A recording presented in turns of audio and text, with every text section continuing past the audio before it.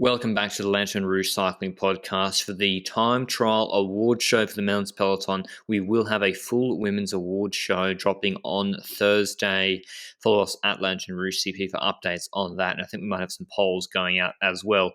Before we get into it, as you know, the show is supported by Lecole. Speaking of time trials, I know, is the hour record a time trial? I guess of sorts.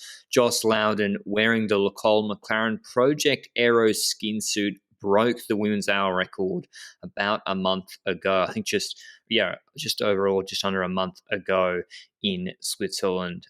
So big shout out to Lecole, to Joss Loudon. And if you want to check out any of their kit, it's at www.lecole.cc down below. First question, Benji, which is actually the trickiest one we've had yet, I think, where maybe we'll disagree. I hope we disagree. Who was the most successful time trial rider in 2021? Mine is Filippo Ganna. Okay, mine as well. Oh, so, for fuck's sake. I don't think we're disagreeing on this one. Perhaps the other questions might be more of a disagreeing area for us. But when it comes to most successful, I'm looking at the season that he has, and he started off, obviously, with Bissegger, but who the F cares about Bissegger? I actually like Bissegger. Okay. Benoit Cosnefroy, I think, won a stage there once, maybe even GC. Yeah, okay. We should put up a Benoit Cosnefroy poster behind you in the future. We've got UAE Tour victory. That one is, a shorter time trial, 13 kilometers. Actually somewhat disappointed in the Tirreno one. Getting third in that San Benedetto del Tronto that he destroyed last year was unexpected. And perhaps it is because of the hardest stage we had before. We had Castelfidardo that was so influential on that race. And in all honesty, not really an easy race, was it? And then looking at the rest of the season, Romandy was really disappointing. But then we realized at the first day of the Giro that nobody cared about Romandy and Ganna's surroundings because he was sandbagging, apparently, because he destroyed the TTs in the Giro quite well. Disappointing at Italian Championships, not going to lie, fourth there. But once again, it's before a more important goal, Olympics. And the Olympics was not written on his type of parkour, right? Well, yeah, his goal at the Olympics, to clarify, being the track, not the road time trial, because they got gold in the track, didn't they? In the 4K pursuit, they beat Denmark with their special stickers on their knees. Was it? Yeah, the tape on the front of the shins. Yeah, that controversy. But yeah, Ganna's big target was the track, and then the road, the 700 meters climbing so much. He came fifth there, still a good result for a guy that big. And then to continue on from that, Benji mentioned Romandy and then Giro. I was like, fool me once, Filippo, but you will not fool me twice. This European champ, it's the result. The prediction I'm most happy about this year, actually, is Ganna at World Champs, where I didn't let Europeans trick me. And it came out afterwards, the articles from his coaches, etc. They seem to do a really tight taper for Ganna, where he has a shortish window where they target his peak.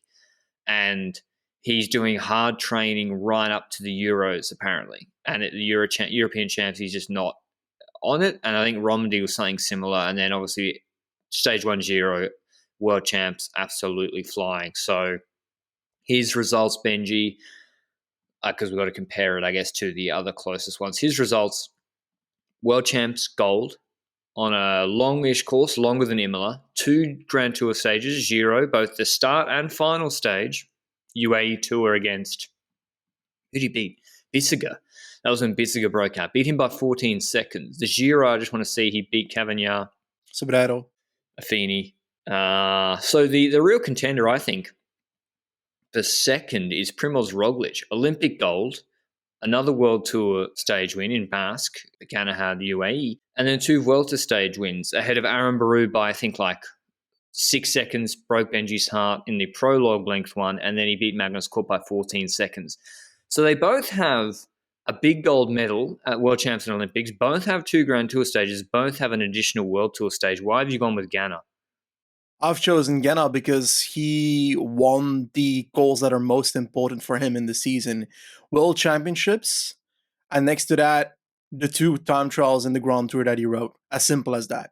He won the most important races in his season. Yes, the Olympics, he aimed for the track mostly. His time trial there was, honestly, not even disappointing. I was expecting him to do worse there. But then again, that's not too influential on his most successful rating here in my eyes. But hey, those are the decisions I made. World Championships plus Giro is straight up smashing your goals.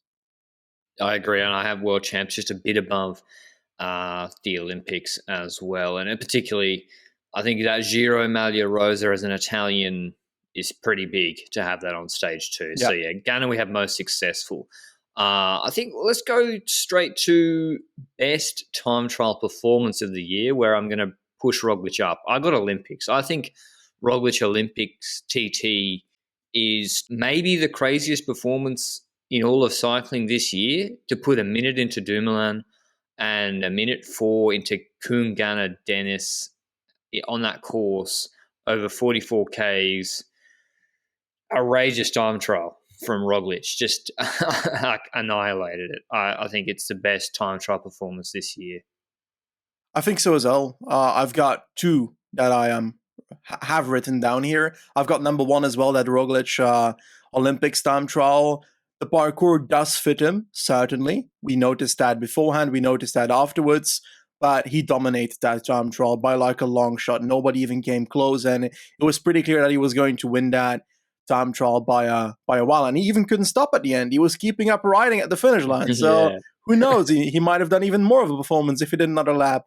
But I've got a second spot as well, and this is because I don't think I can highlight this rider in the other questions we have written down, and that's Pogačar here, because Pogačar's stage in the Tour de France, it's overrated. I believe that it's always that one bloody stage in the Tour de France that he has a wonderful time trial, and I find that significantly better than the rest of his time trials throughout the year, and as a consequence, that is a much better overperformance compared to the rest of his year, and that's why I've got it in second here.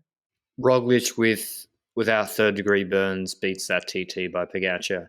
Wout van Aert undercooked. I think that TT stands out a little bit. Yes, he was like Pogačar on full TDF mode TT, but I think it without Roglič being competitive there and Thomas having crashed, and I somewhat agree. I think it's not outrageous.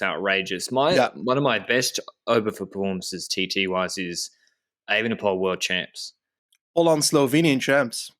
Oh yeah, I think Pog did Rog even go? I don't think he did.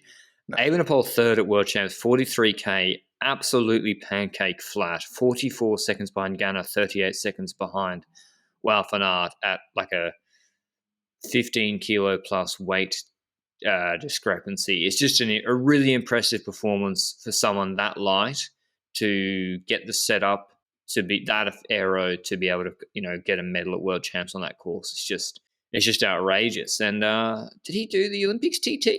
Yeah, he did, but he wasn't doing that great here. I mean, if he did the Watts there, he would have been probably in the medals. But that's our most successful ones.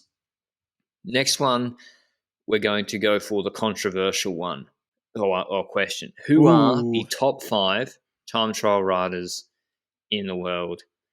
And this is with the 190 meter, 1.90, 190 centimeters rule, where you're allowed, I think, if you're over that height, you're allowed an 85 centimeter difference between your bottom bracket, the vertical bottom bracket height to your extensions. I don't even know. Some rule that allows you to do something with your extensions, which Ganna has, Wout van Aert has, etc. You spoke about that rule about 190 centimeters. Let me quickly explain it, because your previous explanation was absolute dog shit. Riders who are under 190 centimeters cannot use longer extensions, the thing they put their hands on at the front of their bike in time trials. And riders who are 190 centimeters can start using a longer one. That can improve the aero in a time trial and also the comfort, probably for longer riders as well. The question there is, obviously, 189 centimeters, you're fucked because you're like 1 centimeter behind the rule. He's 188. Problem is, it's arbitrary. There's a draw line at 190. It doesn't scale. So if you're 189 like Neilands, the Latvian, you're screwed. If you're Volscheid or Norsgaard, who actually liked my tweet on this, who are like 2 meters tall. It doesn't scale. It doesn't help you too much. The sweet spot's 190 to 192, it seems. So how they're measuring it, the regularity and accuracy of their measurements, I don't know. That's a question for Michael Rogers, the UCI technical expert, who I believe was hiring recently. Maybe they need someone else with the iPad to scan bottom brackets. I think that's what. I think actually that's literally what one of the jobs is. You think they scan rider height? Mate, this rider height thing, I reckon it's a real angle. How many percentage of the riders in the peloton fake their height for this time trial rule? Well, I mean, I think you have to get measured to get on the list. But the question is, like, how seriously is the commissaire taking the measurement? Yeah. Is that why Wout van Aert has, like, pointy hair? I know, I got some good volume, and so do you. So I don't think I can get from my height. I'm 192 already, so. And there's some riders who are 190 who are GC riders who I won't name, who the teams haven't even invested in getting them the better extensions because they're not organised. So yeah, it's a bit of a mess, and it's a bit of an unfair rule, I think, on guys who are just under that 190. It makes it tough for them. When the guys who are really short, like Remco and Bernal, they seem to be able to. Remco is certainly managing his aero fine, but yeah, we're straying into the realm of beyond my technical expertise. On to which we don't need to go very far to get there. Who are the top 5 time trial riders in the world? I'm going with Wout van Aert's the best time trialist in the world. I think this year, time trial wise, he didn't win. Obviously, he came second in Worlds. Olympics kind of bombed a little bit, but he had the road race before. He won the Tour de France Stage 20 ITT. He won that short Tirreno ITT. I think if you just give a bit of climbing in that World Champs course, he wins. If they run a 1x, he probably wins as well. For people like myself who are not equipment geniuses, what is a 1x? Oh, he ran a double chain ring. So he had an inside and outside chain ring and a 1x chain ring where you just have one chain ring on the front is like Dowsett said, 2.5 watts quicker, which he lost by 6 seconds across how long was that TT? Like 50 minutes, 47 minutes. That's enough. That's 6 seconds right there. So maybe Ganna had a better setup. Probably did. I don't know. But yeah, I think Wout van Aert overall. And last year I regret we got roasted, or I got roasted for even posing the question, for even putting up this podcast. Everyone's like, Ganna. And then, like, he is beatable. He's not unbeatable in every World Tour TT. And I think the ones he targets, like, let's be honest, that TT in the last stage of the Giro, Benji, wasn't that good, really. Like, I know he had the mechanical, but let's say Cavagna doesn't crash. Yeah, exactly. Say that's a wash. Say they both lost 12, 15 seconds. Well, then he beat Cavagna by 15 seconds in a 34-minute TT, pancake flat. Is that a great performance? I mean, you look at Wout van Aert, Tour de France, that last TT, beat Asgreen by 21 seconds with a few rises. Maybe that's not that great either. I don't know. But I've got Wout van Aert just for versatility. What do you think? I find that a very good choice. I completely understand where you're coming from in the fact that he's very versatile. When you have a mountain time trial, he's going to be there. Ganna won't be there. When you look at a flat time trial, he's competitive versus Ganna. Like you just mentioned, when you've got a hilly time trial, you've got him most of the time on paper beating Ganna, I would dare to say. But then you've got days like the Olympics where it kind of was surprising that he didn't. That but bad. It was also because of the road race, most likely, that happened 4 days before it, and he went all out there on Mikunipa. So on that regard, I completely understand where you're coming from. I'm going to say that I still believe Ganna is the best time trialist in the world.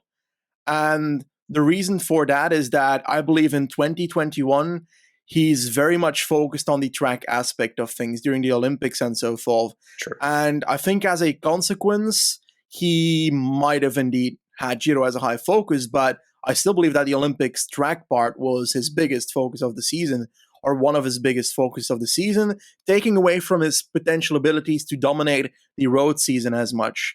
And considering this question is, who's the best time trialist? I believe that if he would have focused on road completely, he might have been obliterating left and right throughout the season. And he was still able to win the World Championships ITT. Yes, it was much closer than I was personally expecting. I was expecting it to be like 10 plus seconds.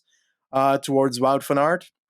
But all in all, I just think that Ganna on flat time trials is the strongest the majority of the time. When it comes to hilly time trials, Wout van Aert could potentially be the most reliable one, but the Olympics one is what takes it away from me and what gives it to Ganna, because that performance from Ganna there, being fifth on that terrain, is not a bad time trial. That's a great time trial for Ganna on that terrain, and I think in general that's why I put Ganna just above Van Aert. But it's like, for me, it's like a millimeter advantage. It's like the difference that Pidcock won Amstel Gold Race with. Well, yeah, exactly. If one is preparing for that race specifically, or the other even had a bad night's sleep, like we saw at World Champs, like it's so close between those two, even on a pancake flat course. I just give the versatility, give to Van Aert a little bit of an edge. Third, I have Roglič. Fourth, I have Evenepoel. Fifth, I have Stefan Küng. Okay, I've got a completely different order past, well, technically not that different, but I've got Roglič in third. Same story. If I look at Primož's season, yes, we spoke about Tokyo already. We spoke about Vuelta and so forth, but in general, the only bad time trial he did was basically the Paris-Nice one. And was it really that bad? He was able to bring himself in second position and, end up not winning that race because he crashed on the last day, but positioning himself well to win that race if it didn't crash. And for the rest of the season, really, that Vuelta time trial was really good. Let's be honest about it. Sure, Magnus Cort Nielsen comes close there, but Roglič also doesn't have to go all out in a time trial like that because he wants to survive the final time trial of this Vuelta. And therefore, I think that he might have been a slight bit more safely riding that day than in his Olympics ITT, for example. He nearly went onto the highway. Yeah. Remember, he wasn't looking. He nearly went onto the highway. Very attentive. What's Roglič got? He's got 8 World Tour time trial wins in 2019, 2020, 2021, and 1 Olympics gold. I think he's got to be in the top 5 somewhere. I think, I just think he's not shown in the Tour in the last couple of years, but that's this year maybe. I mean, like, it might have been his fault for crashing, but his time trial performance, you can give him the pass on not winning that time trial, given how banged up he was. Evenepoel, I've got a little bit of a expectation in there, Benji. I think Evenepoel in stage races will be good in TTs next year, and then Küng, I know, 1 European champs, but he didn't. What did he win this year? He won Tour de Suisse, TT, Valencia, European champs, Swiss, Europeans and Chrono des Nations. I just don't think so. The 1 World Tour win was against I've got him above Evenepoel. Really? Evenepoel is not in my top 7. Not in your top 7. Yes, indeed. I've got Küng in 4th. I've got Dennis. I've got Dennis in 5th. Wait. I've got Dennis in 5th.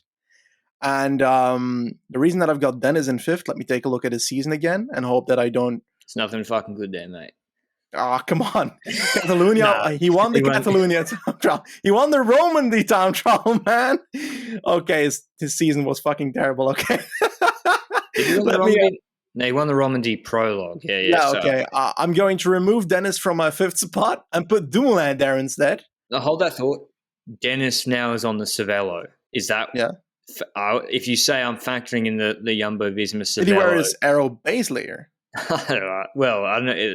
Ineos maybe didn't have the Aero base layers this year, or maybe Ganna gobbled all of them up. But do you expect Dennis to go faster next year on Jumbo? I do. I kind of do as well, but I'm not as much of an equipment expert as you are, of course. I'm not an expert. I just sort of guess. Is that what this plot is? No, I just look at it, I'm like, okay, Van Emden, Vos, Affini, Vingegaard, Roglič, Dumoulin. They got a lot of guys going pretty fast on the TT bike and a lot going faster than last year. Ineos, not so much. Yeah, I've got actually Asgreen ahead of Evenepoel as well. Nah, come the fuck on. Yeah, mate. You look at the season. Come on. Let's look at Kasper Asgreen's season. He's got first in the Algarve time trial. Yeah, that one doesn't really matter. But he beat the Volta of Portugal legend, Rafael Reis.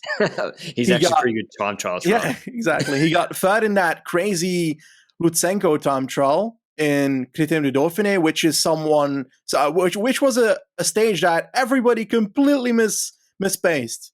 And Asgreen was able to still push through because he was able to have that endurance, even though it feels like he still misspaced that time trial.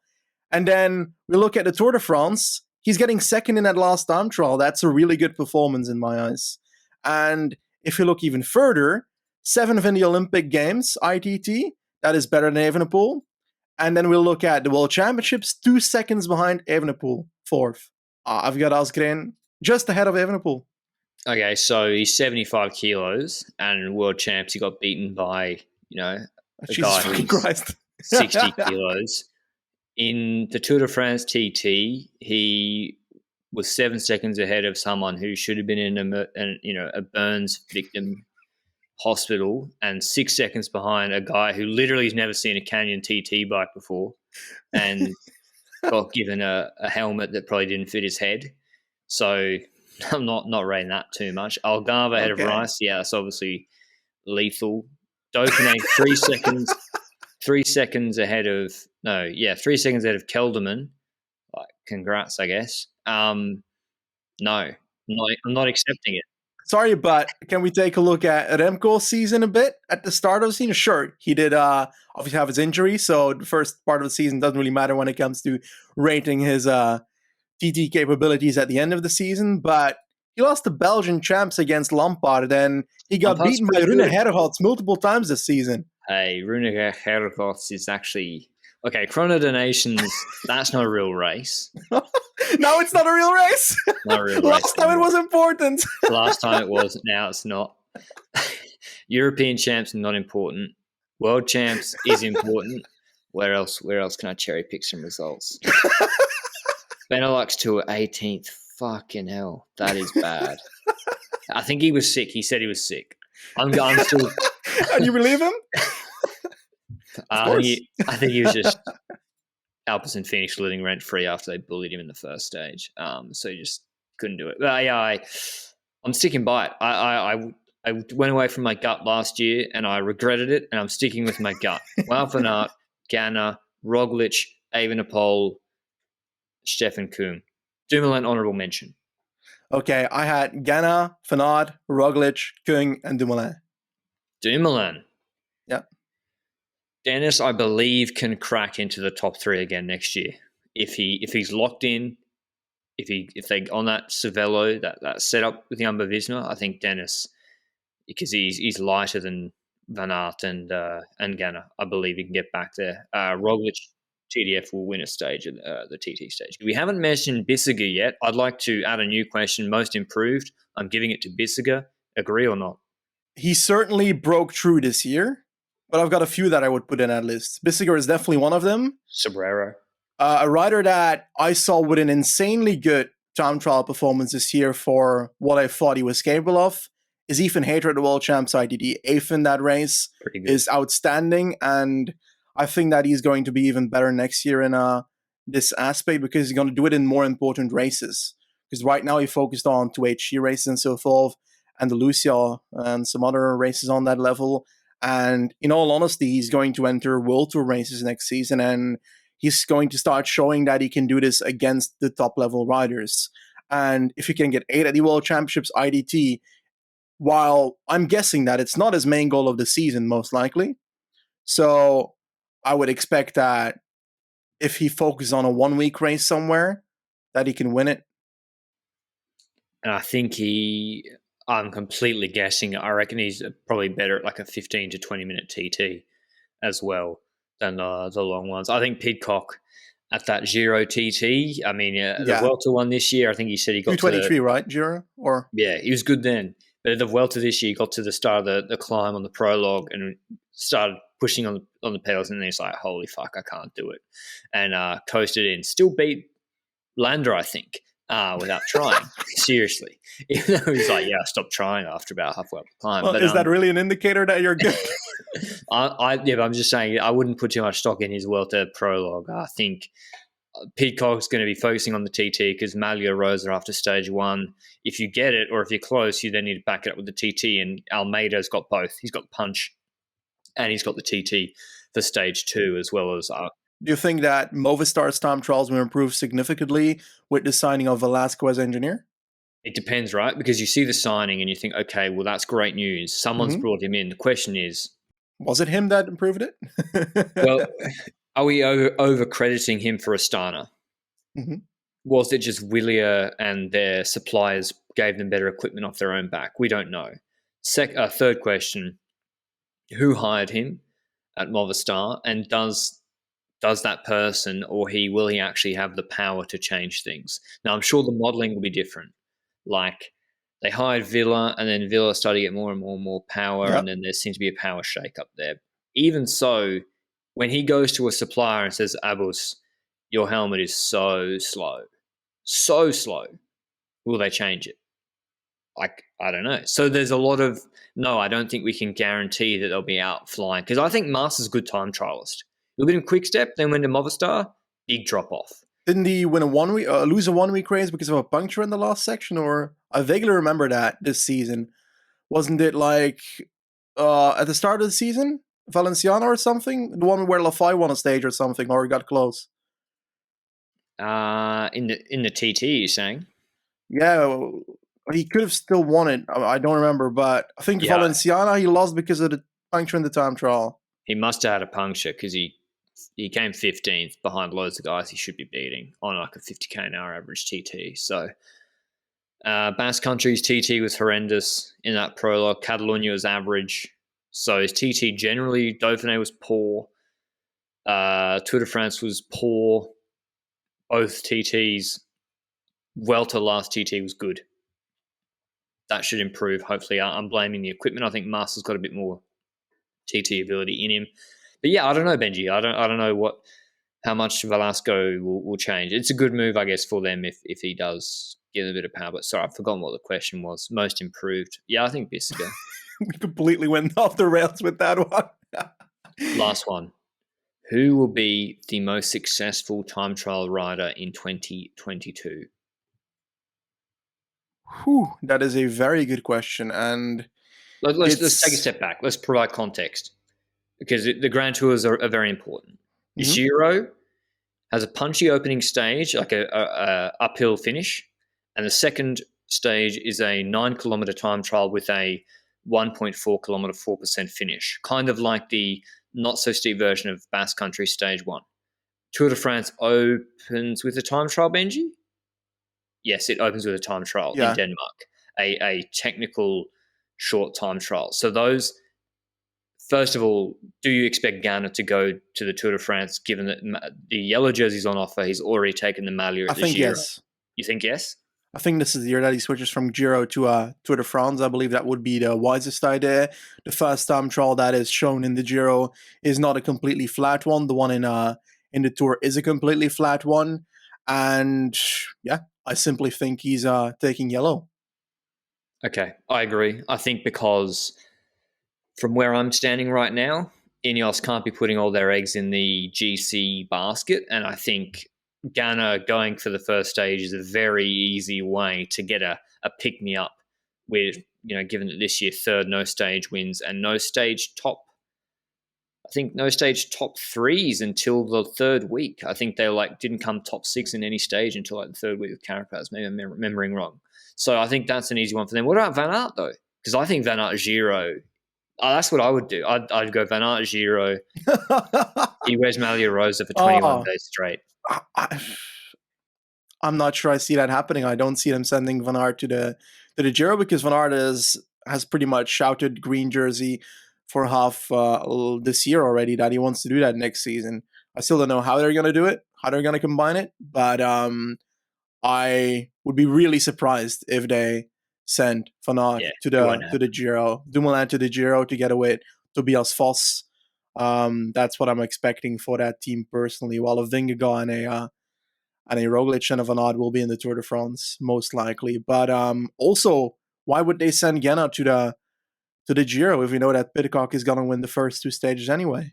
Exactly. I mean, it's just, you got to distribute your resources. Hayter as well could win that stage 2 Giro TT possibly as well. Stage 1 as well, to be honest. Number of guys. That's one for the another pod. Once we'll do a Giro full route reveal. sorry, I just want to say, Vingegaard, I apologise to Danish fans. Wasn't meaning disrespect. Actually, all disrespect intended to Asgreen for Benji's pick, but Jonas should have been mentioned in the most improved. That's outrageous I didn't mention him. He's up there. Yeah, certainly. Yeah. Tobias Foss when it comes to time trials as well. I feel like Affini's back in business as well when it comes to this season. Was not good last season, if I recall correctly. I could be completely wrong here, but I'm doing this from the top of my mind. I actually had Vingegaard's tab open, but I forgot to open it, so my bad as well, Danish fans. He was definitely a strong rider, and I would definitely put him in my top 10 time trial list this year as well, because we're talking about third in that final time trial that LR doesn't give a crap about in the Tour de France, third in the first time trial that LR doesn't give a crap about in the Tour de France. We've got third in the Itzulia Basque Country time trial that LR doesn't give a crap about. 13 in UAE. He's going to highlight that as the most important time trial in the world to make sure that Vingegaard's not high. Jesus. I've gotten away from the question. I'm going with Wout van Aert most successful. I think he wins world champs if Wollongong is a bit of a rolly course. I think, yeah. But the problem is he'll also be, and then obviously he should just lead out Merlier and should ride his domestique in the road race. But yeah, I think he'll be the most successful time trialist next year, Van Aert. But it'll be close between him, Roglič, and Ganna. So I'm not offended if anyone picks those guys. And maybe Dennis is the dark horse. I'm going to pick Ganna. Yeah? Might as well be a bit more controversial here than just selecting the same rider. And next to that, getting yellow in the Tour de France, which Ganna is undoubtedly, inevitably doing, is what will be important. And Wollongong, yes, certainly it seems like it's going to be slightly hilly because it's pretty hilly terrain according to everybody that roasted me 2 weeks ago on Twitter when I said, perhaps they'll put in a flat parkour around Wollongong. And then I looked at the map and there's all hills around the bloody place. If they make it a stage for Van Aert, Alaphilippe, I'm not going back. I am not going back to Australia to attend World Champs if there's over 2,000 metres climbing on that course. Okay, we got the chance to home. Road race or the time trial? Both. I mean, 2,000 metres climbing the TT, Jesus. They're doing reps of the hill. This needs to be home cooked a road race for Caleb. But yeah, I think I just hope Van Aert, Ganna, and Küng and Evenepoel, and that Tour de France TT is going to be huge for the yellow jersey. But about Wollongong, what time trial does there need to be for an Australian to have a chance at winning? I don't know. Probably I want a 7 kilometre, 8% hill climb for Richie, or a 3 kilometre, 7% climb in South Australia starting in McLaren Vale, and it's called Wollonga Hill. But yeah, so have you got a top 5, Benji, or you think Ganna, but it could be Van Aert, could be Roglič. What about Pog? Are we disrespecting Pog, not mentioning him? Because he just doesn't have the consistency throughout the year. Yeah, it definitely doesn't have that, and we're not mentioning him for the top 5. I would have put him just in or just outside of my top 10 there. Okay. Anyway, that was our Time Trial Awards show. We hope you enjoyed it. Let us know who's coming through that you think will have a big improvement next year. Which GC riders or riders focused on 1 week GCs will really step it up? We saw Vlasov improve his TT this year, but climbing took a step back. Is Ethan Hayter? He's certainly one who could immediately be going into be a very, very strong time trials. Keen to see Pidcock as well, and I feel like maybe we're missing someone. But Jonas, hopefully he can repeat his performance because Jonas climbing, Jonas TT is sort of, his TT is a bedrock to it, just like Roglič. But yeah, let us know. Maybe Küng. Maybe Stefan Küng will keep incrementally improving. He's 27 as well. Like he could be there as well. We hope you enjoyed the podcast. Stay tuned for the women's recap on Thursday, or award show rather, and we'll see you then. Ciao.